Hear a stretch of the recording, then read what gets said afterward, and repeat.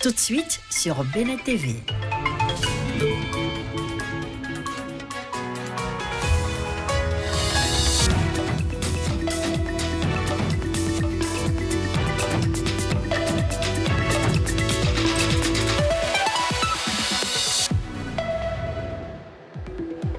Merci de nous choisir pour vous informer. Mesdames, Messieurs, bonjour. Voici les titres du journal. Diplomatie et développement, le Bénin renforce sa coopération avec l'Union européenne. En visite de travail à Bruxelles, le président de la République, Romuald Wadaini, a échangé avec les plus hautes autorités de l'Union européenne. Et puis, vous le savez déjà, les services publics se digitalisent au Bénin, mais la barrière de la langue persiste pour de nombreux usagers. Situation que le gouvernement compte bien régler avec le projet J'aime ma langue. Un projet qui, vous allez le voir, va permettre une mise en place d'un assistant numérique capable de communiquer avec vous dans votre langue maternelle. Dans ce 13h, nous irons également à la rencontre d'un artiste musicien béninois. Il s'agit de Jean Adagbenon, acteur majeur de la modernisation du rythme Mansé-Gohou. Il poursuit toujours son parcours avec passion et attachement à ses racines. Bonjour à toutes, bonjour à tous. Le Bénin continue de consolider ses partenariats stratégiques sur la scène internationale. En visite de travail à Bruxelles, le président de la République, Romuald Wadaini, a été reçu par les plus hautes autorités de l'Union européenne. Au menu des échanges, investissement, innovation, développement territorial et sécurité. Plus de précisions avec Marcel Arrossi et Mohamed Bion. Dans les couloirs du pouvoir européen à Bruxelles, le Bénin poursuit son offensive diplomatique et économique. Reçu par le président du Conseil européen, Antonio Costa, le chef de l'État Romuald Wadaini a porté la voix d'un Bénin engagé dans une dynamique de transformation et de partenariat stratégique. Au cœur des échanges, le renforcement de la coopération entre le Bénin et l'Union européenne autour d'ambitions partagées. Lutte contre la pauvreté, développement durable, inclusion économique, paix et stabilité régionale, autant de priorités qui rapprochent Cotonou et Bruxelles. Autre étape de cette visite de travail, le siège de la Commission européenne, où le chef de l'État est accueilli par sa présidente Ursula von der Leyen. Une rencontre qui témoigne de la qualité du dialogue politique entre les deux partenaires et de leur volonté commune de traduire cette relation de confiance en résultats concrets au bénéfice des populations. 3 axes majeurs ont ainsi été mis en avant: la transformation de l'économie béninoise par l'innovation, le développement territorial, accompagné de la sécurité dans le nord du Bénin, ainsi que la promotion d'une finance durable, capable de mobiliser davantage d'investissements privés au service des infrastructures de demain. Pour Bruxelles, le Bénin s'impose désormais comme un partenaire incontournable en Afrique de l'Ouest. Et comme vous venez de le remarquer, l'innovation était au menu de ces échanges du chef de l'État.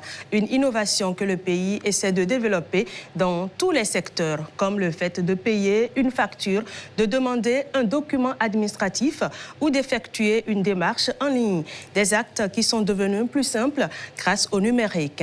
Mais pour de nombreux citoyens, la langue reste encore un obstacle. Et afin de rendre les e-services plus accessibles au plus grand nombre, l'Agence des systèmes d'information et du numérique mise désormais sur les langues nationales avec le projet J'aime ma langue. Les précisions avec Rebecca Kenjankounle, Constantin Agbo et Mathieu Sokeno.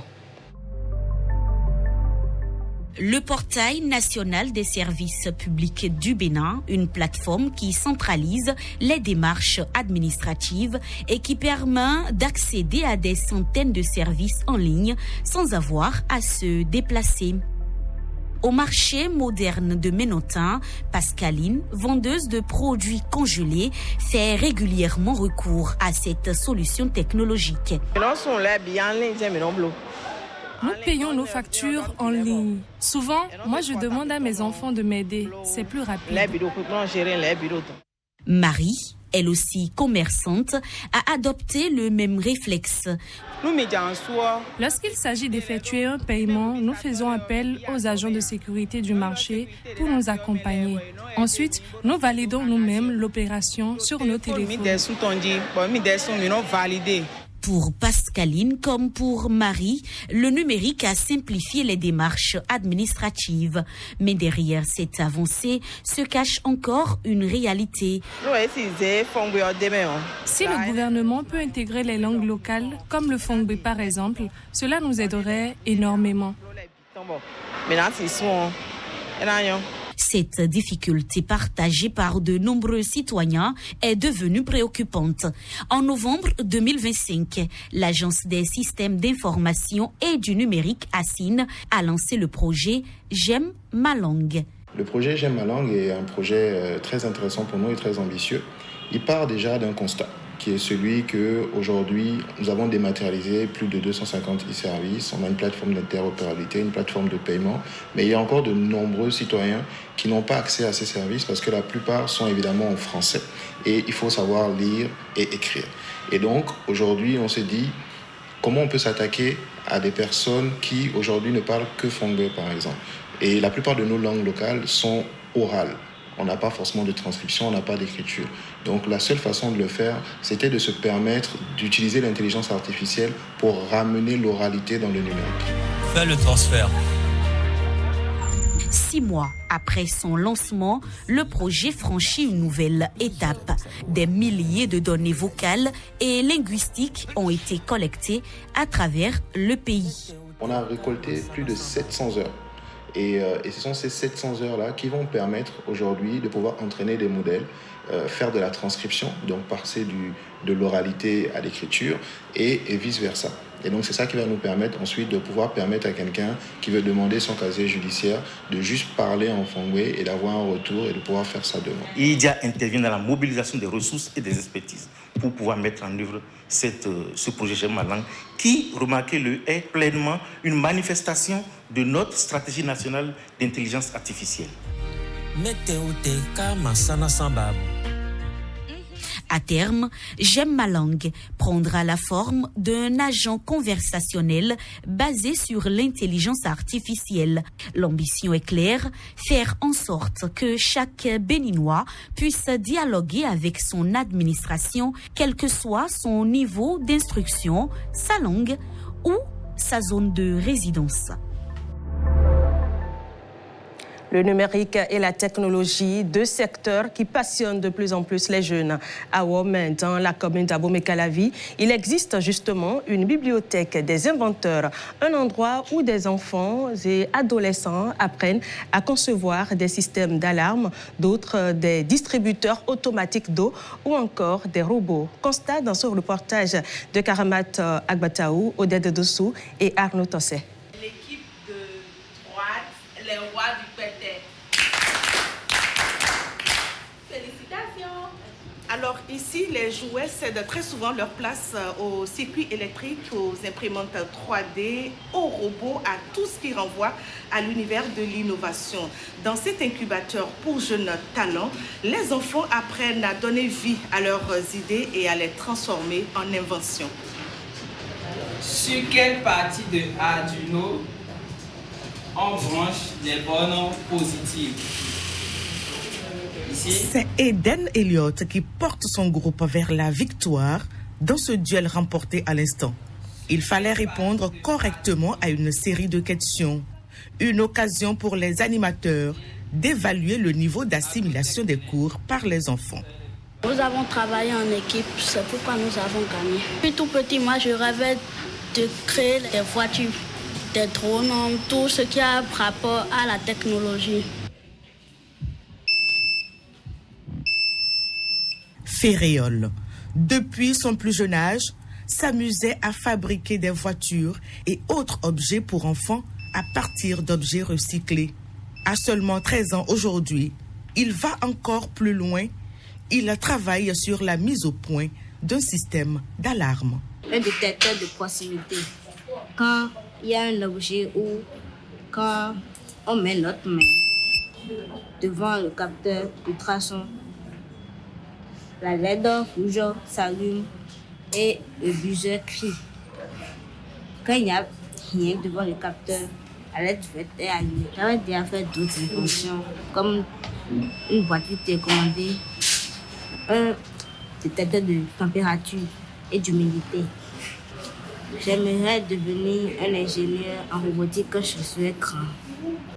Ils ont des âges différents, des projets différents, mais une même histoire, la passion des sciences.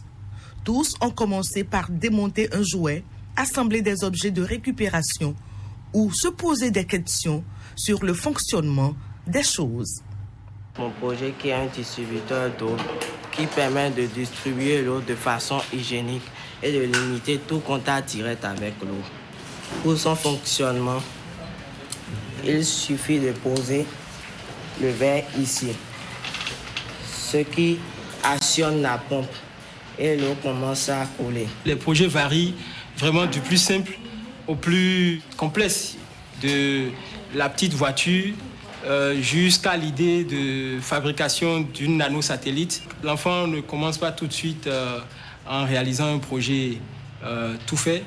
Il commence déjà par réaliser de petits projets en carton. Après, nous intégrons l'électronique. Après, on intègre la programmation. Après, on intègre les impressions 3D pour avoir un projet en matériaux beaucoup plus définitif. Plus de 250 enfants depuis le début qui sont passés déjà à la bibliothèque des inventeurs. D'ici 10 ans, notre objectif, c'est de façon directe ou indirecte 10 000 emplois. À travers ces parcours, le Bénin affirme progressivement sa place sur la scène de l'innovation et prépare dès aujourd'hui les ingénieurs et inventeurs de demain. Parlons santé à présent, plus précisément de la santé mentale. Stress, angoisse, conflit, mal-être ou bouleversement émotionnel sont des émotions qui peuvent toucher aussi bien les enfants que les jeunes, les couples, les femmes enceintes ou les personnes âgées. Pour y répondre, certains centres thérapeutiques proposent un accompagnement centré sur les émotions et l'écoute. Reportage dans l'un de ces espaces où la parole, l'attention et le suivi aident chacun à retrouver un équilibre. Christelle Tongodo. Pour beaucoup, consulter un spécialiste de la santé mentale reste un tabou. Cette jeune femme, comme tant d'autres, n'a jamais envisagé de se rendre dans un centre thérapeutique. Et pourtant, derrière le silence, il y a parfois des tensions, des blessures invisibles, un mal-être non exprimé. Non, je n'ai pas recours aux spécialistes quand je me sens mal et quand j'ai l'air au bord du précipice. Mais il existe d'autres parcours, celui de Jennifer et Gaspard par exemple. Elle est sage-femme, lui infirmier. En couple depuis 3 ans, ils ont choisi de se faire accompagner pour traverser les moments difficiles. Leur solution, parler, comprendre, se recentrer ensemble. Madame, elle est toujours en colère.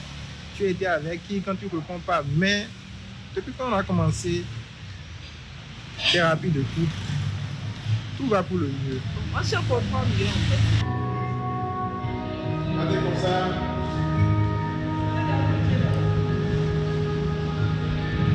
Leur lieu de rendez-vous, c'est un centre où l'on travaille sur les émotions, les pensées et surtout le lien aux autres.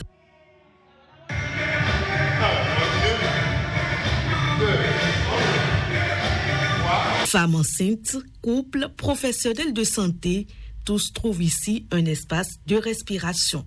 Toute personne qui désire parler peut venir à la salle rose. Quand on se sent un peu fatigué, on peut venir à la salle rose pour faire des exercices de respiration, et de relaxation.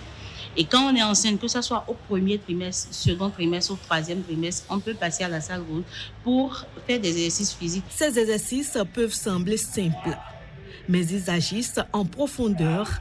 Ils permettent de prendre du recul, de retrouver confiance, de mieux vivre son quotidien. Cette pratique m'est très très utile. Pourquoi? Parce qu'en salle d'accouchement et au cours des consultations, nous recevons des cas et des situations qui nous traumatisent. Nous vivons des situations dont c'est difficile. On ne peut pas en parler sous la guise du secret professionnel. Donc en suivant cette thérapie, moi je me sens libérée. Je me dis que cette thérapie peut nous aider à nous libérer l'esprit. Il faut comprendre le problème, mais il faut le régler. C'est un peu comme on va vers un prophète ou vers un devin, il va te dire il y a telle situation, mais il va préconiser des choses. Donc quand vous parlez de centres thérapeutiques, c'est des centres qui sont comme des bras armés. La santé mentale concerne tout le monde. Être bien dans sa tête, c'est mieux vivre sa grossesse, son métier, son couple, sa vie. Santé toujours, mais cette fois-ci, nous parlons de la consommation du déguet. Du petit déjeuner à la pause de l'après-midi, le déguet s'impose aujourd'hui dans les habitudes alimentaires de nombreux consommateurs. Si ses qualités nutritionnelles sont reconnues, les spécialistes alertent tout de même sur l'ajout excessif du sucre. Ce reportage de Pedro Mensang-Bewa et Constantin Agbo nous en dit plus. C'est le même rituel pour Charlie. Sa commande est déjà connue. Impossible de passer la journée sans faire cette virée chez la vendeuse de déguet. Je prends le déguet tous les jours. Lorsque je repère un coin comme ça, je peux m'arrêter et prendre que ce soit un pot de 300 ou bien un pot de 500 et consommer. Comme lui, de nombreux consommateurs ont adopté cette nourriture traditionnelle à base de céréales, notamment le mil et le yaourt. Je le prends à n'importe quel moment de la journée, n'importe. Les coins de déguet sont des coins qui sont très fréquentés. Il y a des heures où il y a vraiment de l'affluence ici. Au-delà de son succès commercial et de son goût apprécié, le déguet possède des valeurs nutritionnelles. Le semoule de mil va nous apporter essentiellement de l'amidon et de légers fibres alimentaires.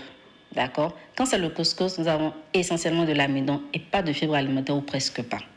Mais certaines habitudes de consommation contrastent avec le bienfait du déguet à l'organisme.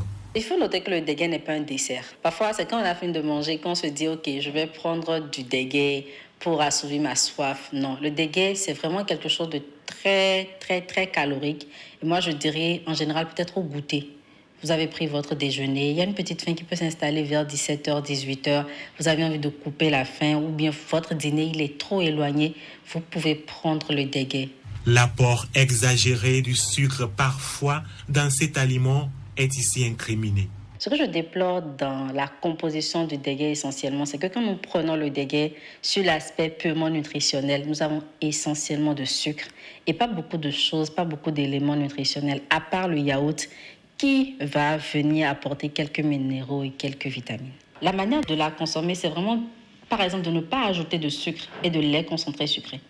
Mais je pense que c'est ce qui attire le plus en fait les consommateurs, parce que vous allez souvent voir des personnes qui disent fais un ajout de 50 francs de lait concentré sucré ou fais un ajout de 100 francs de lait concentré sucré, ajoute le sucre. Donc si déjà on peut enlever l'ajout de sucre, on peut enlever aussi le lait concentré sucré et se baser sur par exemple le mil et le yaourt, c'est déjà quelque chose de beaucoup plus intéressant. Pour les yaourts qui entrent dans la composition du déguet, il faut les conserver à des températures très basses pour éviter la contamination croisée et éviter justement qu'il y ait des cas d'intoxication alimentaire.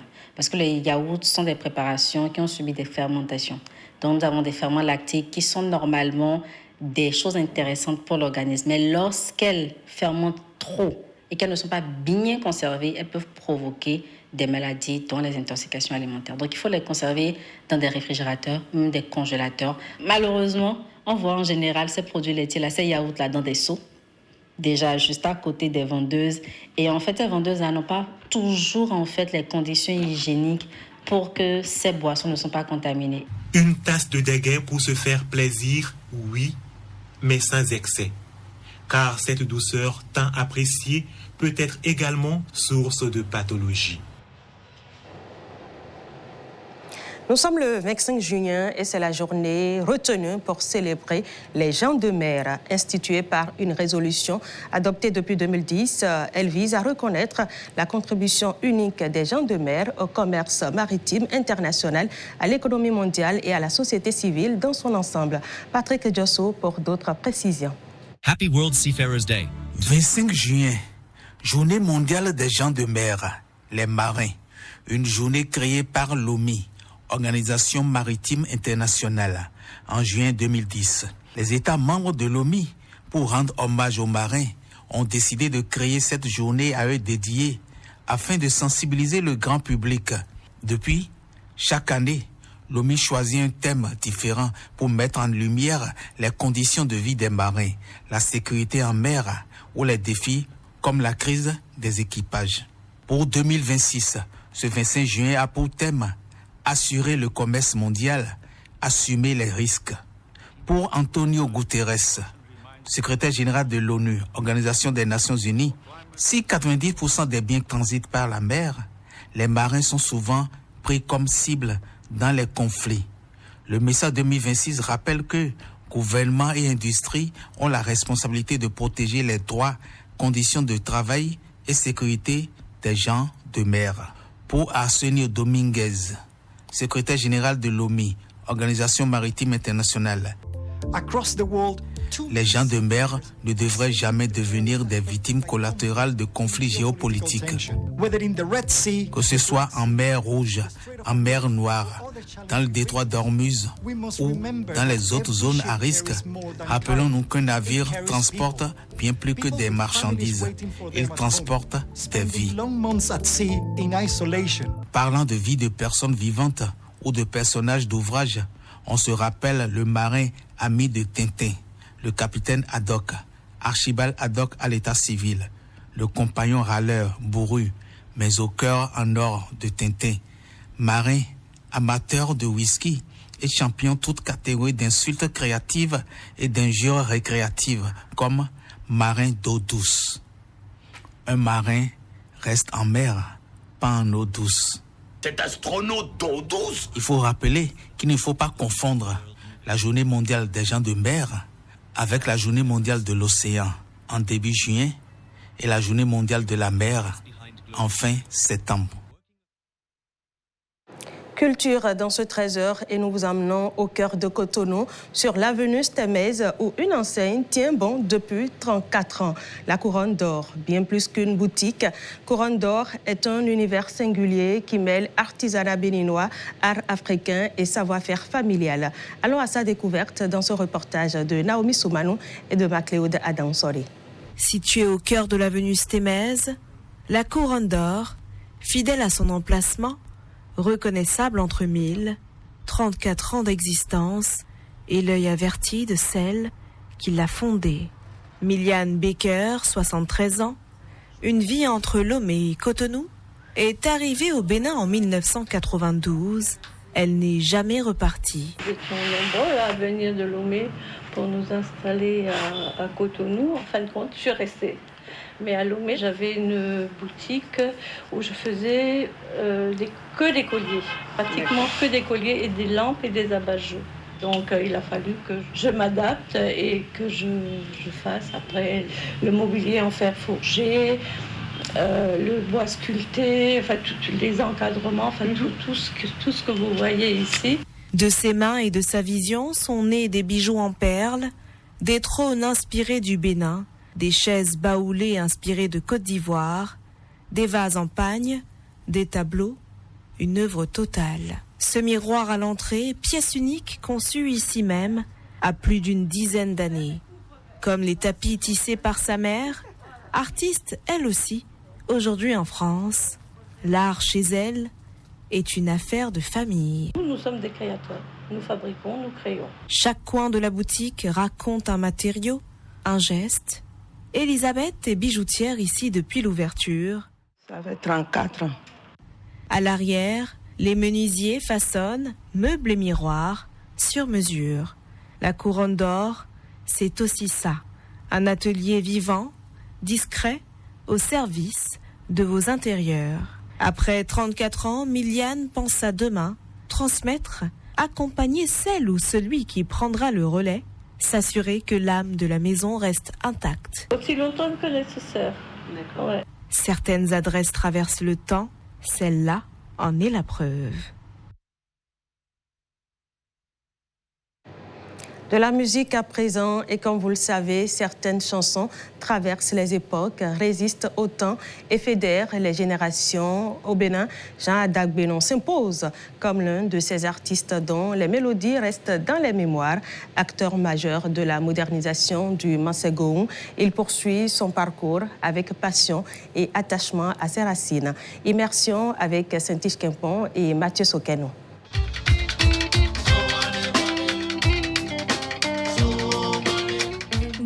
premières notes, la magie opère. Une voix reconnaissable entre mille, des rythmes puisés dans les profondeurs du terroir béninois et une identité musicale qui a marqué toute une époque. Jean Adagbenon, c'est l'histoire d'un artiste qui a su donner une nouvelle dimension au Mansegoron, ce genre traditionnel hérité des communautés du sud du Bénin. En le modernisant, il lui a offert une place de choix sur les scènes et dans les foyers. En 2000, il y a l'album Il est avec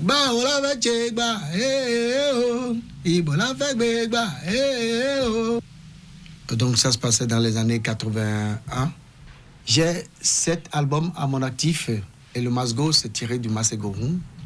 Masegoron de Yenedo Adjahui, de Dossou les Triki et autres. Je l'ai fait parce que je voulais à un moment donné que tout le Bénin se retrouve autour de ce rythme-là. Parfois, avant même que la voix ne s'élève, c'est elle qui annonce la couleur.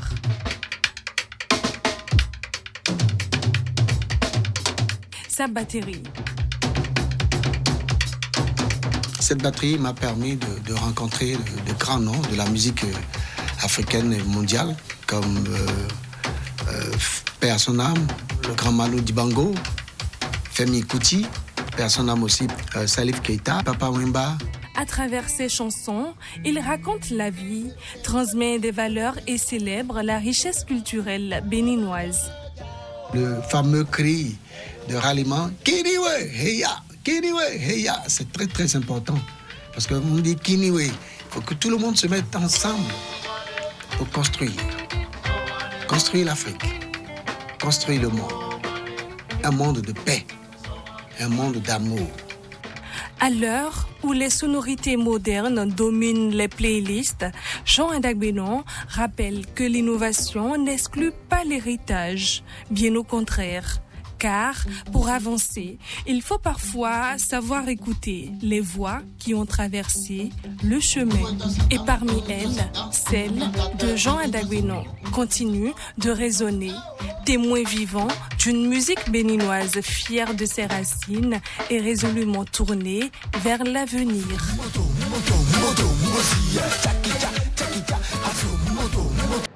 Et c'est la fin de ce 13h. Merci de l'avoir suivi. Retrouvez à sa suite la série The River. À 14h, le documentaire Le travail, c'est ma santé. À 15h30, le documentaire Toujours plus de puberté précoce. À 16h, le documentaire Comment vivre plus de 100 ans. À 20h, la grande édition du journal télévisé. À partir de 20h30, le plateau reporter de la Coupe du Monde 2026, suivi du match Curaçao, Côte d'Ivoire à 21h. Merci et bel après-midi à tous.